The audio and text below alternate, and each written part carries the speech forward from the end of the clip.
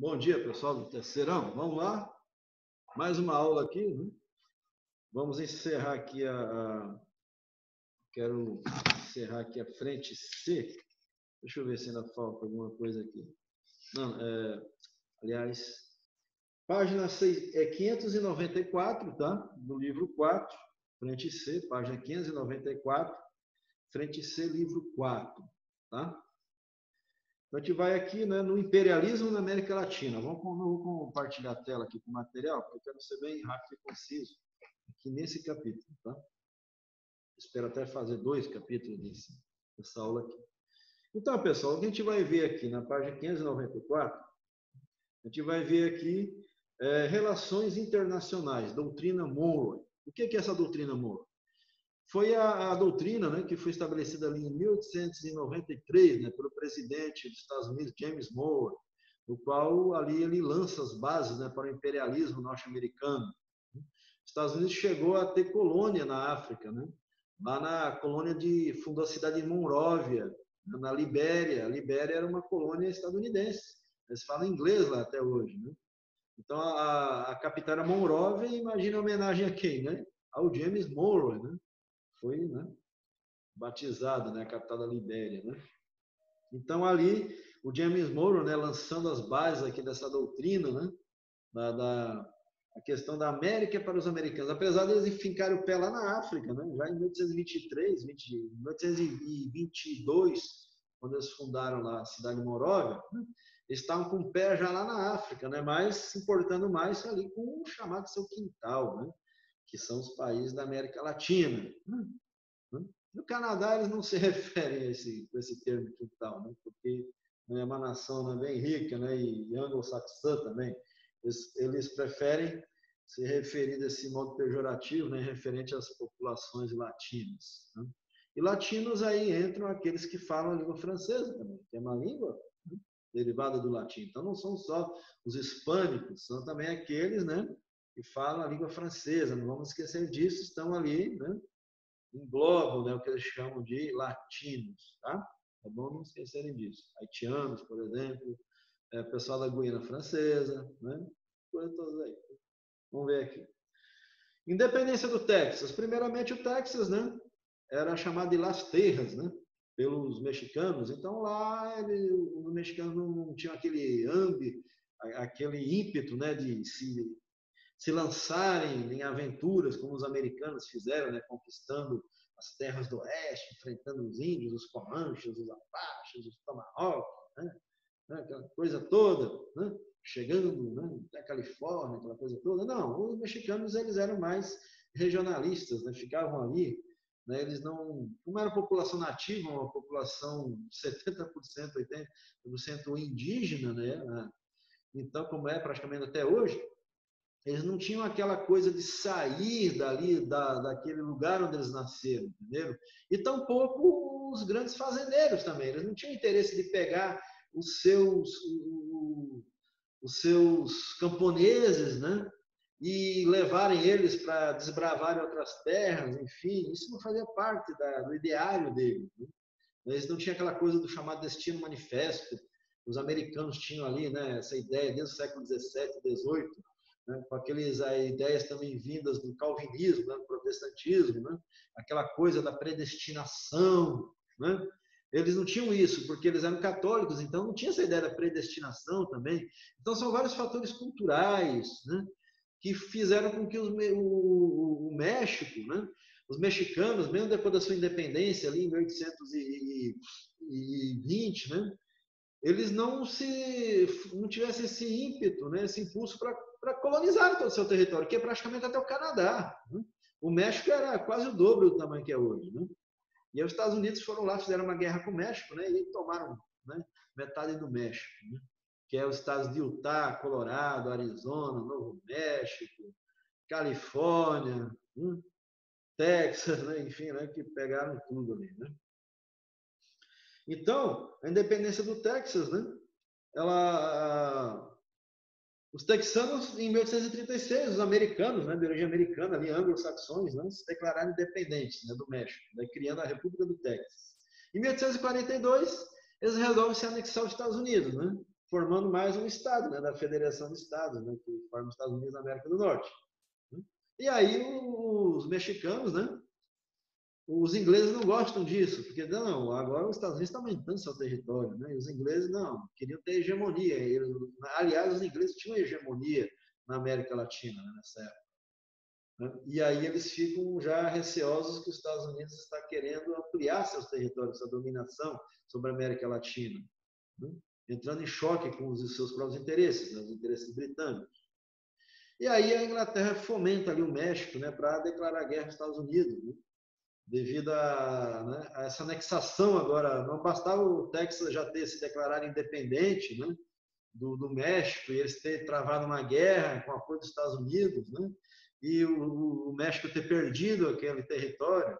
O negócio é que os texanos estavam avançando além da fronteira e já tomando mais territórios do México, né? E daí isso levou a uma declaração de guerra.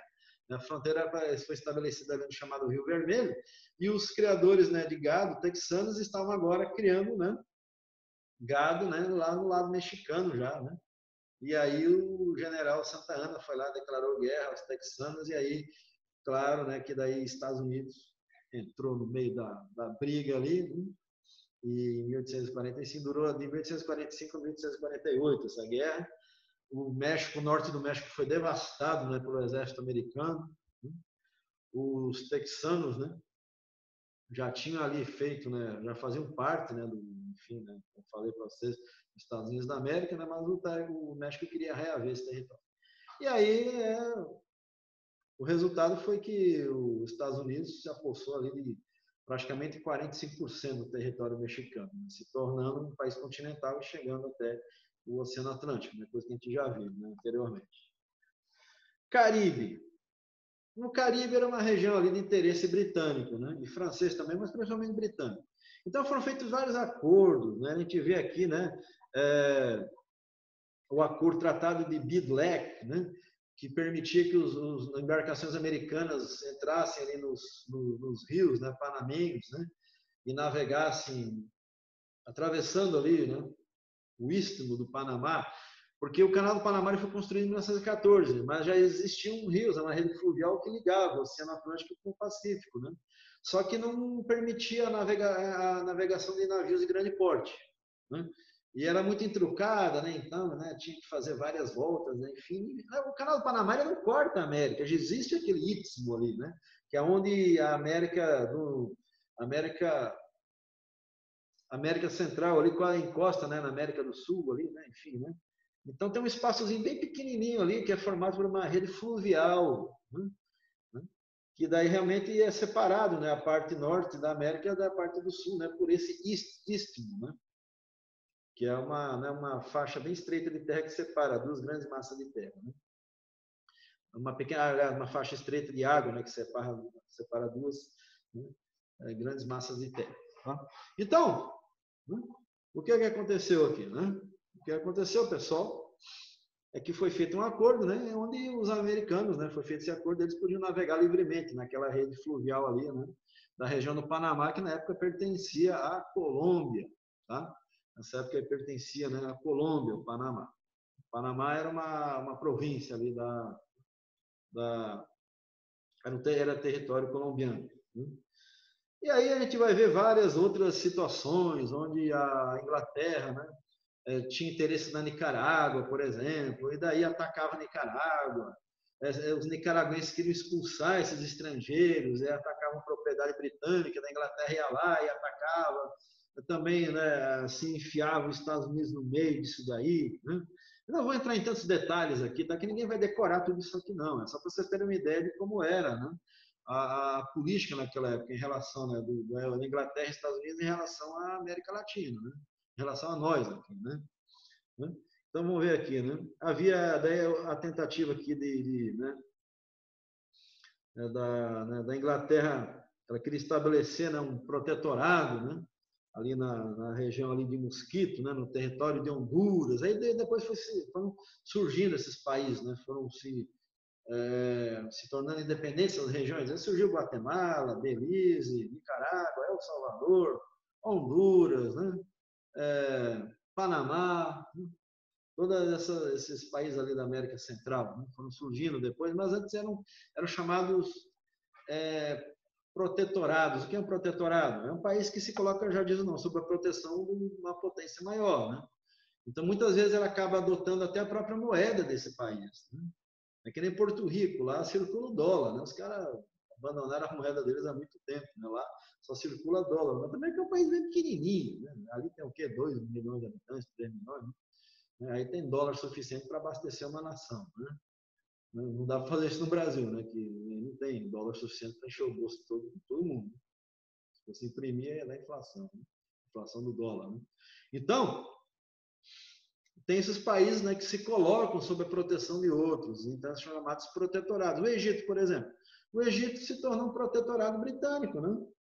Até ali o fim da Segunda Guerra Mundial, né? Até 1950, o Egito, né, tinha se tornado um protetorado britânico, né? Situação na qual se colocou, né, ali no século XIX ainda, ali, né, por volta ali depois das guerras napoleônicas, né?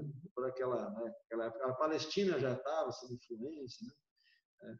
Depois da Primeira Guerra Mundial também caiu sob a influência, né? Isso é outro detalhe. O protetorado é esse, é um país que se coloca sob proteção de outro, quer dizer, perde sua autonomia, né? Os governos ali são governos, se tornam governos fantoches da potência dominante, tem essa ideia de uma independência, mas não se é independente, né? É uma neocolônia, digamos assim. Um país ser um protetorado do outro significa ele ser praticamente colonizado pelo outro, né? No caso do Egito, havia um governo, né, egípcio e tal, mas que obedecia às ordens do rei da Inglaterra, do parlamento inglês, né? Então era basicamente uma colônia, né? Tinha um governo local, mas era, né, subordinado, né, à sua potência protetora, né, entre aspas, né, protetora, né? Protetor. O pessoal vai me proteger, mas manda em mim, acaba mandando em mim, né? Para eu ser protegido, eu tenho que me submeter, né, essa pessoa, né? Então, no Caribe, pessoal, isso aqui era uma confusão danada. Aí os franceses lá, no final do século XIX, quiseram construir um canal, se deram mal, tem muito terremoto, furacão naquela região, malária, um monte de coisa ali. Os franceses não deram conta de fazer o canal. Aí os americanos, né, inventaram uma tecnologia nova de engenharia, enfim, não, a gente tem que fazer o canal, né? A gente vai fazer as eclusas, né? O navio entra aqui porque o nível do Oceano Pacífico é mais alto que o nível do Atlântico, né? Essa coisa da gravidade que acontece, a força da gravidade, enfim, né?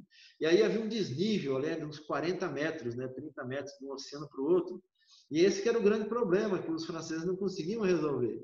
E os americanos projetaram um sistema de eclusas, né? Uma piscinona onde o navio entra, né? Aí é fechada a porta atrás, aí enche de água, né? Tipo um elevador de água, daí a água sobe e leva o navio para outro patamar. Daí abre uma comporta, ele vai para outra, aí fecha aquela comporta, né? Aí a água entra e leva o navio um pouco mais para cima, né? Um elevador, né, hidráulico, né, como se chama.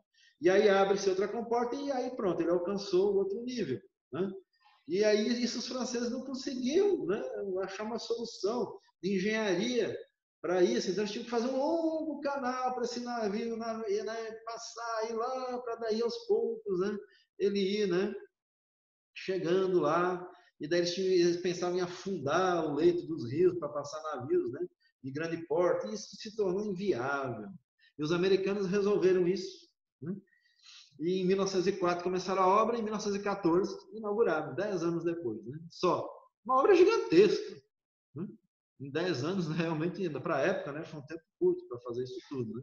E aquelas eclusas estão até hoje lá, só que atualmente o canal está sendo feito um outro canal, né, lateral para navios maiores, né? Porque eles não suportam mais o tamanho dos navios, né? Grande parte dos navios de origem, tá? Então, o canal do Panamá foi feito o seguinte, né? A Colômbia foi gentilmente, né, convidada, né, pelos Estados Unidos a cederem o Panamá para ser feito o canal. E aí a Colômbia disse, não, isso aí vai agredir a nossa autonomia, né, a nossa soberania, porque vocês aí vão querer ter o controle sobre essa região. Os Estados Unidos, bom, então vamos fazer o seguinte, né? Tinham muitos americanos ali no Panamá, né? Grandes proprietários rurais, comerciantes, enfim, eles resolveram daí se juntar ali, né, com a burguesia local panamenha e declararam a independência do Panamá em relação à Colômbia, com apoio dos Estados Unidos. Aí a Colômbia, e agora lascou. Porque se a gente mandar tropas para lá, para atacar esses americanos insurgentes, né, e seus aliados ali, os Estados Unidos vai ver isso como uma agressão aos seus cidadãos, né? Cidadãos americanos. Ele vai declarar guerra à Colômbia. E aí, além da gente perder o Panamá, é capaz os Estados Unidos ainda pegar mais outro pedaço da Colômbia, senão a Colômbia inteira, né? Então, concordemos com a independência, a autonomia do Panamá. O Panamá vai ser um país livre, e livre de escambau. Se tornou um protetorado americano, como é até hoje. Quem manda lá é os Estados Unidos, meu amigo. Teve um presidente lá, um tal de Daniel Noriega, né? Que no final dos anos 80 resolveu botar as manguinhas de fora. Quem manda aqui no Panamá sou eu. Quem manda aqui são os panamenhos. Os americanos não mandam nada aqui. Rapaz, os SEALs da Marinha Americana, as tropas elite da Marinha Americana, baixaram de helicóptero, meu amigo, na casa dele, pegaram o cara de pijama, jogaram no helicóptero, levaram para os Estados Unidos, o cara está preso, morreu na, acho que é ano retrasado, ele morreu lá nos Estados Unidos na cadeia. O cara foi preso em 1990, o cara ficou 28 anos na cadeia, meu amigo, nos Estados Unidos. Isso porque era um aliado dos Estados Unidos. Não, ele resolveu dizer, não, quem manda aqui sou eu, olha o que os Estados Unidos fez com o cara. Pegou o cara para invadir o Panamá.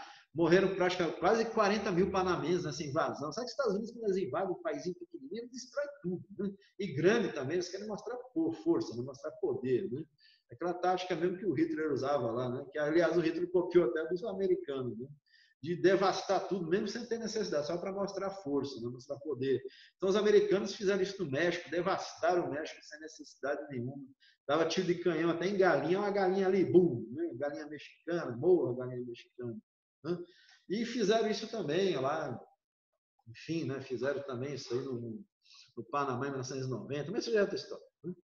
Então, acabou que os americanos, né, tomaram controle do Canadá. Não, a gente vai ter autonomia só sobre o canal. Né? Que conversa, manda até hoje no país inteiro. Né? O canal ali é só um pretexto para a hegemonia deles. Aí, no final das contas, eles mandam no país inteiro mesmo. Né? A gente vê aqui uma foto aérea, uma foto de satélite. Aérea não, avião não é essa. Uma foto de satélite, né? Tirada aqui, né, do Istmo do Panamá. Então a gente pode ver, né, a grande rede fluvial, né, ligando um oceano ao outro. A gente pode ver, observar aqui.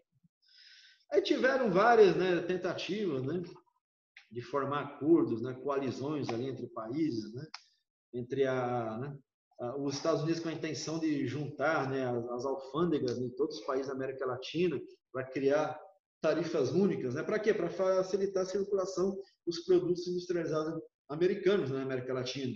Né? Porque eles desprezam os latino-americanos, mas são um ótimo mercado consumidor para os seus produtos. Né? Olha só. Né? E nós temos muitas commodities, né, para vender para eles, né? Enfim, sempre tivemos. Né? E também tem um grande mercado consumidor, que mesmo empobrecido, mas compra muito, minha gente. Entendeu? De grão em grão, a galinha enche o papo, como se diz, né? Então, ele, latino-americano, esses latinos, não sei o quê, não é mais, né? Na hora de comprar os produtos deles, né? E eles comprarem, né, os nossos produtos, né? Nossas commodities, ferro, soja, milho, etc, né? Aí não é bom, né? Não é assim que funciona mesmo, né? É assim que funciona mesmo. Né? E os Estados Unidos, né, sendo um país hegemônico, industrializado, né? Uma potência industrial, né? Aí também, pô, os Estados Unidos se industrializou. Por que o Brasil e os outros países não se industrializaram também? Por quê? Por causa dos sistemas políticos, socioeconômicos estabelecidos, arraigados, atarracados, né? Com aquela ideologia ainda feudal, né, que se instaurou na América Latina, infelizmente. E nos Estados Unidos, né, na parte sul também tinha essa mentalidade, mas aquela guerra de secessão acabou, né, juntando os dois, né, Estados Unidos, né, um só, né, com um único pensamento, e acabou se industrializando a região mais atrasada, que era a região sul, né, escravagista. Né? Então, os Estados Unidos, querendo que eles se industrializaram, entenderam? É uma mentalidade capitalista diferente, né? E acabaram se industrializando, né? E progredindo mais. E aí eles têm que ter, né, o controle do mercado, né? Enfim, é assim que funciona o mundo, né? Então, eles queriam o quê? Expulsar as potências, né? França, Inglaterra, né? E outras nações, né, também com menos influência, mas ainda com uma influência grande, que nem a Alemanha, por exemplo, né? Tinha aqui, né? Até a Segunda Guerra Mundial, Itália e Alemanha e Japão, inclusive, tinham uma grande influência econômica na América Latina. Depois, com a guerra, acabou. Né? Quer dizer, os Estados Unidos teve hegemonia, mas também, né, a gente vê empresas, né, alemãs, também a Volkswagen, enfim, tudo, né, com seus parques industriais instalados aqui, enfim, etc, etc. Mas os Estados Unidos passaram a ter uma hegemonia, né, bem maior. Né? Isso é um processo que, como eu disse para vocês, vem se consolidando desde lá do James Monroe, né? desde lá, né, da doutrina lá da América para os americanos, né? Aí o que eles querem dizer com isso, América para os americanos? Será que a América é para todos os americanos, latino-americanos, né, americanos anglo-saxões? Ou é a América para os americanos? Ah, certo, vocês me entendem? Para os americanos. Será que é para os americanos ou é para os americanos? Bom, não, então vamos ver aqui, né? Então, independência de Cuba é outra grande farsa, uma palhaçada. Cuba era uma colônia espanhola. Aí começa um movimento lá nos anos 1880, 60, 80, lá, que se estendeu por uns 20 anos e não dava em nada. Esses fazendeiros cubanos que queriam se livrar do governo, do domínio espanhol, né? Claro, com interesse econômico, né? Não pagar mais tributos, né? Mas também não tinha interesse em libertar os escravos, né? Enfim, aquela coisa toda, né? Alguns sim, outros não, né? E o que acabou acontecendo é que em 1886 a Espanha liberta os escravos, né? A revelia daqueles que queriam a liberdade, entre aspas, né? Liberdade nacional, liberdade da nação, ser um país livre, independente, mas não queriam a liberdade dos escravos. Os espanhóis eram bonzinhos porque libertaram os escravos? Não. Eles fizeram isso porque eles queriam levar à falência os produtores de açúcar, né, que usavam mão de obra escrava. Porque daí, a partir desse momento, a mão de obra teria que ser assalariada, né? E aí, o que passam-se mais ali 10 anos e o José Martins, né? José de San Martín, não é outro lá, tem vários San Martins, né? Ele resolve pedir auxílio aos Estados Unidos, aos irmãos americanos, né? Aos seus vizinhos ali. Vamos pedir ajuda aos americanos, né? Para nos livrarmos do domínio espanhol. Aí foi feito isso. Era tudo que os americanos queriam, né? Porque a Espanha tinha ali seus domínios, né? Principalmente Cuba, né? Era ainda uma colônia espanhola, né? Em plena vésperas ali, porta do século XX, né? Ainda era uma potência, era uma colônia, né? De uma potência colonial. A Espanha já tinha perdido toda a América do Sul, tudo, mas ainda tinha Cuba ali, né? Como uma colônia. Então, é hora de expulsar definitivamente a Espanha da América. Aí, lá o coronel, né, Theodore Roosevelt, que veio a ser presidente dos Estados Unidos por 2 mandatos seguidos, né, o presidente Theodore Roosevelt, né, aquele que é representado pelo Robin Williams naquele filme Uma Noite no Museu. Né? Aí ele é personagem do saudoso, né, Robin Williams, né, ele representa ali o Theodore Roosevelt, né, que aí ele era coronel, era cavalaria, da famosa 7ª Cavalaria, famosa por ter exterminado os índios, né? Os apaches lá no oeste, liberado o caminho para os colonos, né?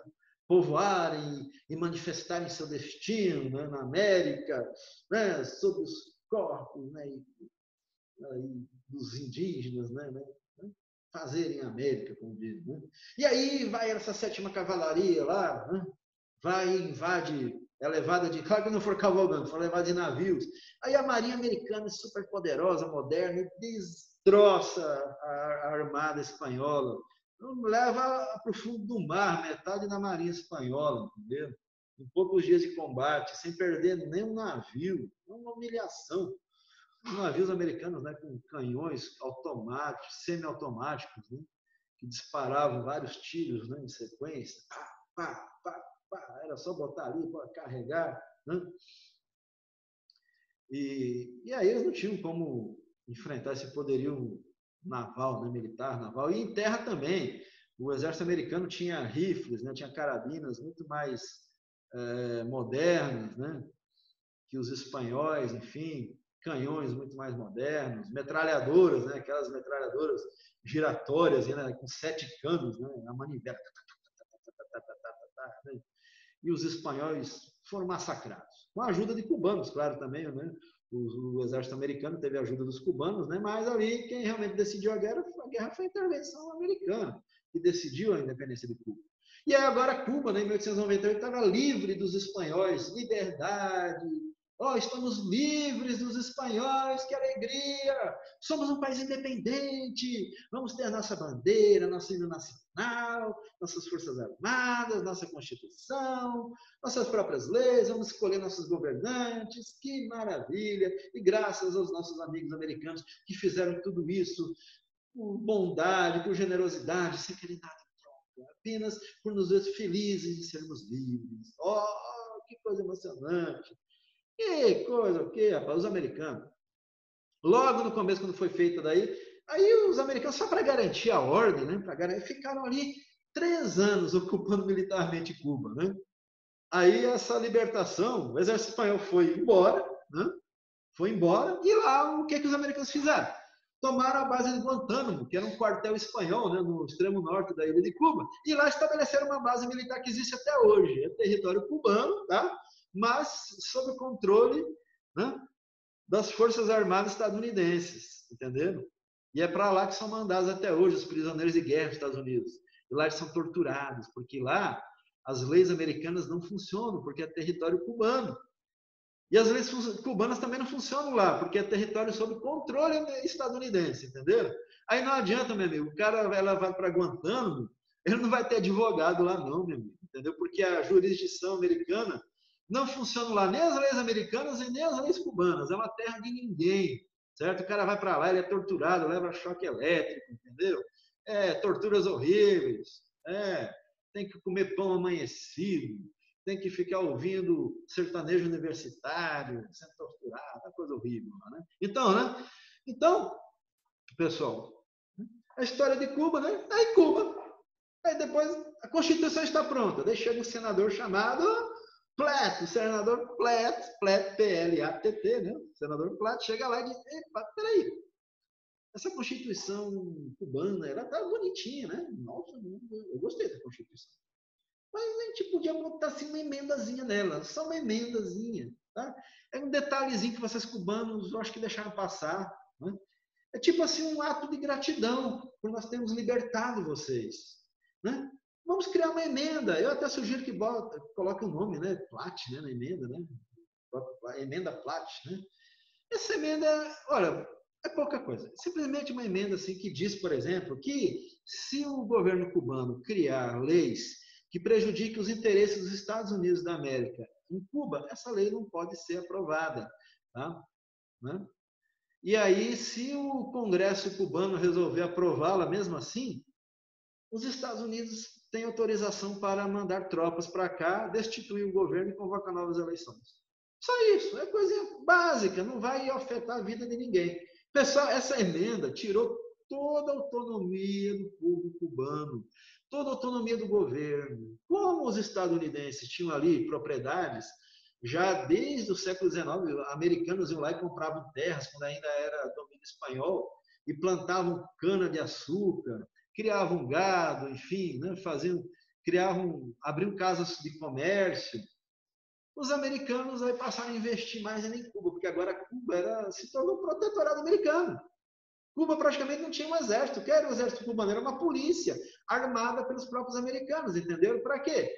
Para manter, né, a ordem e ninguém levantar a voz contra a sua submissão aos Estados Unidos. E assim Cuba ficou de 1902 até 1959, quando aí teve a Revolução Cubana, né, que realmente extinguiu essa emenda Platt e criou uma nova Constituição, e aí Cuba realmente se tornou um país independente, de fato. Né? Quando lá o Fidel Castro aí derrubou, né, o governo do Fulgêncio Batista, que era um governo fantoche, né, dos Estados Unidos, era um bonequinho que fazia tudo que os Estados Unidos mandavam, né?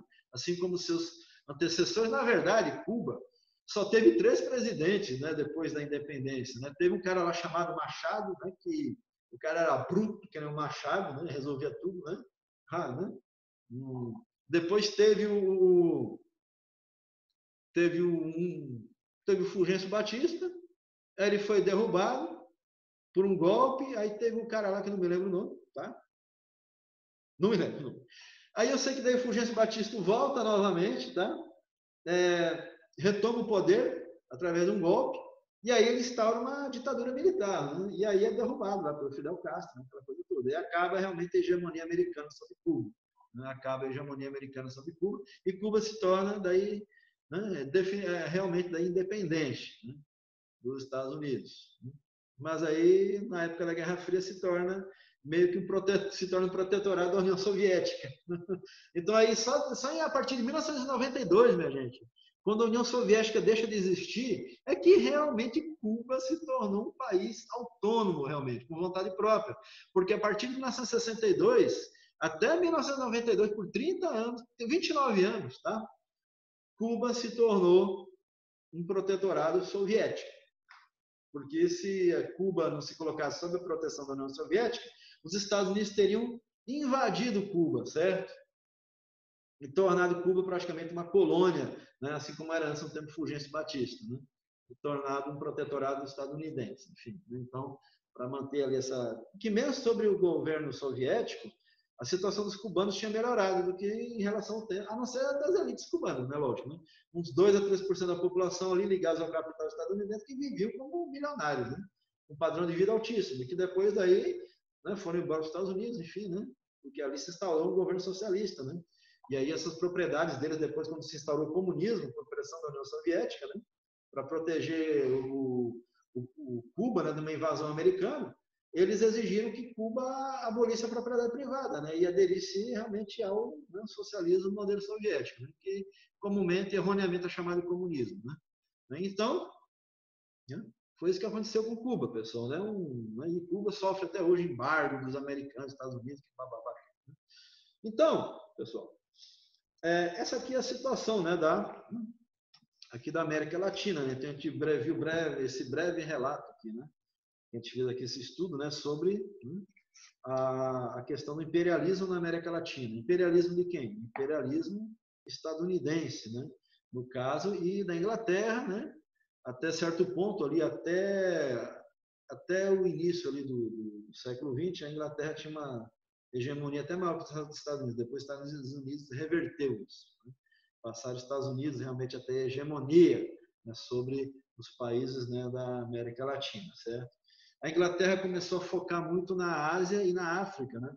Em 1899, ali no ano 1900, estourou uma revolução, né, na África do Sul, a Guerra dos Boers, né? Que eram descendentes de alemães ali junto com nativos africanos, né, que queriam expulsar, né, os britânicos dali. E aí acabaram que eles tiraram tropas, né, enfim, recursos que seriam usados principalmente na região caribenha, né, e desviaram, né, para conter essa revolta, né, lá na África do Sul. Né. E aí lá eles derrotando os Boers, né, a Inglaterra definitivamente consolidou, né, a África do Sul como uma colônia sua. Né. E teve antes disso, nos anos 1850, a Guerra da Crimeia também, né, contra a Rússia, que daí eles se afastaram um pouco da América Latina. Né. Então, os Estados, cada vez que a Inglaterra desviava seu foco para a África, né, ou para a Ásia, eles aproveitavam, né, para se inserirem na América Latina, né, para aumentar essa hegemonia na América Latina. Eles ficavam de olho, estão mais interessados lá, agora é a nossa chance de, né, tomar o vazio que eles deixaram aqui. Né. Então era sempre esse jogo aí, né? E o Canal do Panamá foi uma grande jogada, a independência cubana, né, entre aspas, né, foi uma grande jogada também, né, dos Estados Unidos para consolidarem sua hegemonia, né, consolidarem seu imperialismo, levarem adiante, né, a doutrina Monroe, doutrina Monroe. Olha só que lindo esse nome, né? Então, valeu, pessoal, tá? Até a próxima aula, então. A gente terminar esse livro aqui. Eu quero terminar esse livro logo, está me ficando agoniado. Tá? Valeu, pessoal. Então, até mais. Até a próxima.